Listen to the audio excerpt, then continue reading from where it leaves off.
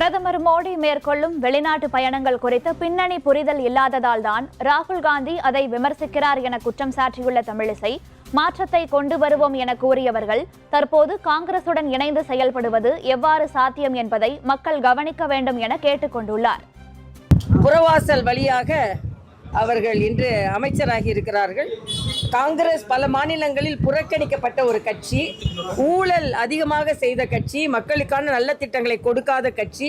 அதனால் மாற்றங்களை கொண்டு வருவோம் என்று சொன்ன டிவிக்கே அது காங்கிரஸையும் வைத்துக்கொண்டு எப்படி செய்கிறார்கள் என்பதை தான் நாம் என்மேல உற்று நோக்கணும். தமிழ்நாட்டில் 300 ஆண்டுகளுக்கு முன்னால் எடுத்து சென்ற செப்பு தகடுகளை அவர் இன்னைக்கு தமிழக உணர்வோடு ஒன்றி, தமிழ்நாட்டு மக்கள் வெற்றியை கொடுக்கலனாலும் மரியாதைக்குரிய பாரத பிரதமர் தமிழ் உணர்வோடு அதை பெற்று வருகிறார். அதனால் அவரோட ஒவ்வொரு வெளிநாட்டு பயணத்திற்கும் ஒரு காரண காரியம் இருக்கிறது, ஒரு திட்டம் இருக்கிறது, மக்கள் நலன் இருக்கிறது, தேச நலன் இருக்கிறது.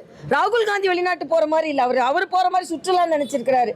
என்னைக்குமே பிரதமர் சுற்றுலா போனது கிடையாது. பிரதமரின் ஒவ்வொரு நாட்டின் பயணமும் நம் இந்திய தேசத்திற்கு பலனுள்ள பயணமாக இருக்கிறது என்பதை எல்லோரும் புரிந்திருக்கிறார்கள். அது ராகுல் காந்தி புரியாம இருக்கிறது.